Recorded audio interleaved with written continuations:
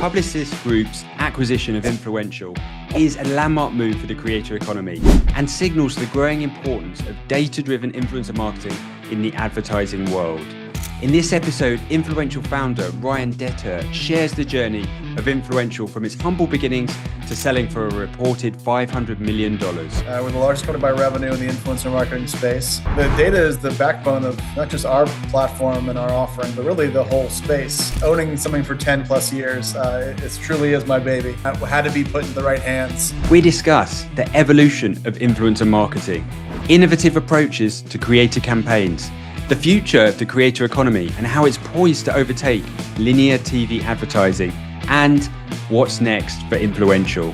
Whether you're a marketer, creator, or just fascinated by the rapidly changing digital landscape, this episode offers valuable insights into the future of advertising and content creation.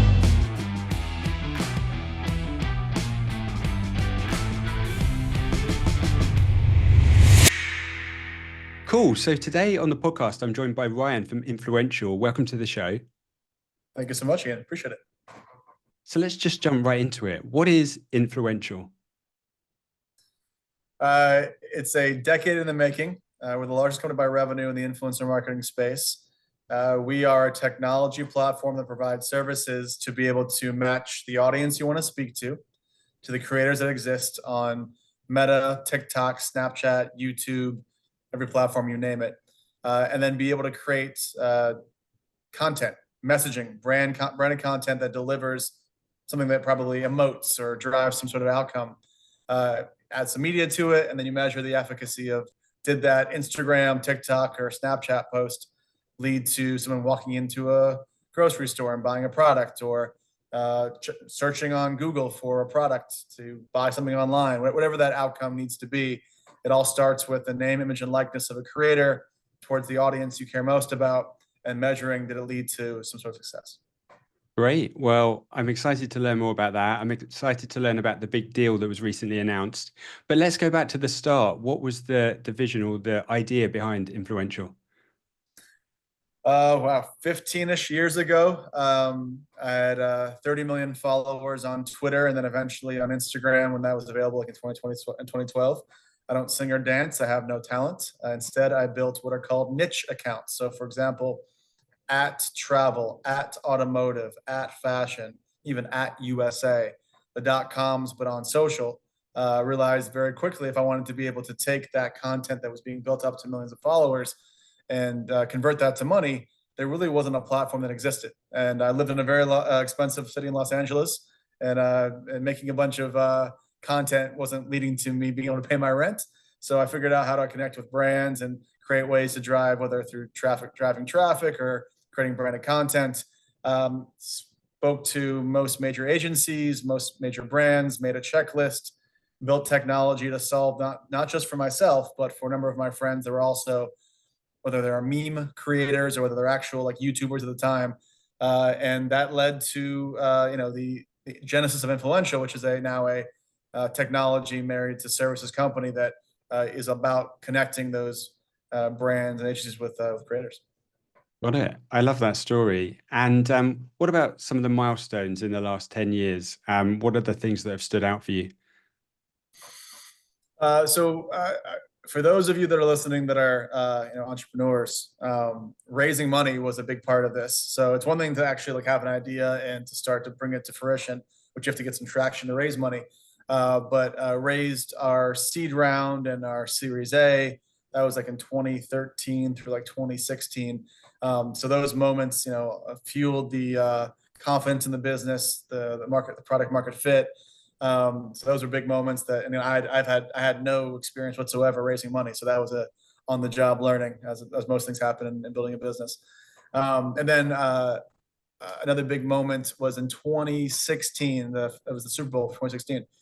We became the IBM with Watson partner, using AI to inform the selection of our creators. It's the first of its kind in the market, being able to look through the entire timeline history of creators and determine how they fit for a brand, automated as opposed to just simply having it be talent selection or management. So that IBM Watson partnership was massive. And that led pretty much all the way through the early 2020s. We had our Series B, which was 2018. That was led by William Morris Endeavor, which was a big moment for us. That got the validation of Hollywood. That whether it's celebrities, micro or macro sized talent, that data and measurement was the essence of what this space was going to be and heading towards. And then, yeah, just I think over the another big moment. If I'm not sure if you've made it out to Cannes every year, but we have Influential Beach, which in the last couple of years really kind of it has put us on par with a number of the biggest holding companies, with the other big publisher platforms. It's like next to us, I think, is Microsoft and like FIFA, and we're like sandwiched between the two. So we're definitely punching above our weight in that scenario. But it's things like that, or where like the creator economy on the Quaset, it's a big moment for us, and we're hopefully it's gonna keep going for the next few years. I was there this year. I saw it. I think it's really great to see so many creators in and around the talk at Cannes. What about some of the biggest challenges? Like the platforms are always evolving, the algorithms are changing. Does that impact sort of the creators and the brands that you're working with? Well, the evolution of the platforms, I mean, the first evolution, you might remember, like an Instagram, was used to be a chronological timeline. So people would put out content on Facebook or Instagram, and you might have 50% or more of your audience actually see it. Now it's a fractional number depending on the platform, time of day, and your own engagement rates. And that really led to the evolution of paid media amplification. So that native post that goes out, how do you make sure that the other 500,000 of your followers see it, or the audience that you might be buying your product, if you're a brand, is actually going to see this content if they don't follow this influencer? So one was just the native to paid divide that now really, if you ask me, it's almost impossible to not have them connected. Like if you're thinking about them siloed, then you're not doing it properly. And we've seen that part of our business. Half of our revenue is probably is tied to some form of paid media amplification and measurement. So one is, as the native or organic eyeballs go down, creators have to figure out ways to become and stay relevant. So they go multi-platform. So maybe they're Instagrammers, move to TikTok or to YouTube. So they have multiple channels to live and monetize off of.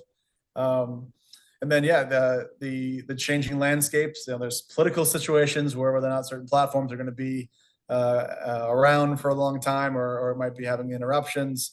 There are platforms like YouTube Shorts that have popped up as an answer to some other platforms and have driven tremendous number of views and eyeballs. So there's a forever changing landscape, and those, whether you're creators, your platforms like ourselves, or the brands, if you're not on top of it, you're going to be left in the dust. Yeah. And what about data? That's a big part of your play. Data in and around influencer marketing has grown so much over the years. How do you think about that now? The data is the backbone of not just our platform and our offering, but really the whole space. Many of the PR shops have gone either the way of the dinosaur, or actually had to evolve accordingly to really tap into data, because whoever has the most subscribers or most followers or has the biggest fame doesn't really mean anything. In fact, that could be adverse to your ability to get the best CPM and results. So what we're seeing is data informs nano, micro level creators a lot of times with why they're the perfect fit for 25 to 44 adults in the Midwest with affinity for DIY, like some sort of very specific affinity basis. That's much different than I want one creator that sounds or feels right. No, I want an audience, and then might be 20 creators that help me get to that audience. Makes sense. Makes sense. What led to the big decision to sell to Publicis? So yeah, I mean, owning something for 10 plus years, it truly is my baby, and I had to be put into the right hands. And over the years, we had opportunities from a number of companies that wanted to bring us into the fold and be the big brother, big sister scenario. For us, it came down to where could we do a 1 + 1 = 3? Not just the fact that someone that could acquire us, but could they add whether it's data, i.e. the epsilon element of Publicis, could they add differentiated client roster, I mean, they've won constantly over the last 3 or 4 years, and that's more accounts that we have, in our own, pool of 300, 400 plus clients at a given time. And then really, is it the right culture fit? We like to win. We win more than everyone else. That's why we became the largest company. Finding another agency, another company, another partner that had the same, impetus, that no matter what, find ways to push the envelope, innovate, and drive value for our clients. After a number of conversations with them and just generally the market, it became pretty clear that they were the best possible home for us, and it's been fantastic so far. That sounds great. And what are the plans for the next 1 to 3 years? What are you going to be focused on? A lot of it's integrations. Again, when you have the largest valued holding company that has acquired a number of great companies like Epsilon or Profitero, things like that are on the roadmap to integrate into the creator platform so that clients can have a uniform look and unified look across all the different mediums that exist. And then, I mean, there's the U.S. versus international piece. So we are international, but I mean, majority of our revenue today is North America. So we extend that, across the globe. Really just build out net new technology and insights that help us continue to be the biggest in our space, but also align that with the go-to-market strategy of Publicis and their entire list of agencies and platforms and investments they've made. So it really is a holistic look at the market. Got it. Well, I'm excited to follow the journey. You've been in it for a long time, but influencer marketing is still new to lots of people. What advice would you give to brands looking to effectively think about influencer marketing? I'd say 101 is do not get enamored with purely the celebrity nature of picking out a big spokesperson the way you would do some maybe in a TV commercial. I think most brands get that now, but there's occasionally those that still think that is influencer marketing. Does not mean that you can't have a celebrity at the center of your brand, but I would think about a hub and spoke model, meaning, example, Hilton, Paris Hilton, for a campaign we did that won an award, which was the 10-minute TikTok. That one was a scenario where we had Paris at the center of a piece of content. We had 10 other creators that were fashionistas, travelistas, different types of people beyond just being Paris or one person, to create content that's stitched together with what she created, and it built a narrative and it built a larger, audience force as opposed to just relying on one person by themselves. How do you amplify that accordingly? So I would say look at the idea of talent from an audience lens and do it not necessarily as much as I love The Rock. The Rock's got about 200 million plus people probably on Instagram. But if only 1 million of his audience are exactly the fit you want for your product, there may be some wasted impressions. So make sure that that maybe he's a fit for a global brand that has international reach because that's where his audience lives predominantly, versus like, oh, I have a brand that's highly focused in the Northeast. Well, yeah, it's only a portion of his audience. So make sure that if you're doing that, you're getting the rights to be able to run paid media to target your audience.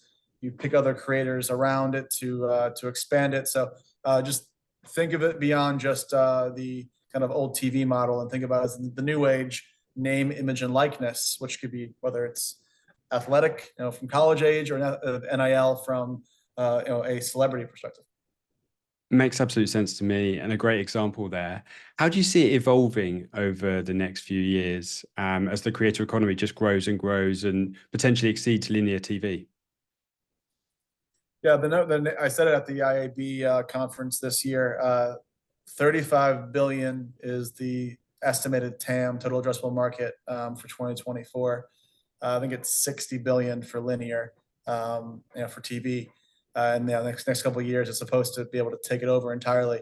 That's a sea change, and that's just to clarify for your audience. That's not social versus linear. Social beat it years ago. Like social is like hundreds of billions. This is specifically influencer marketing.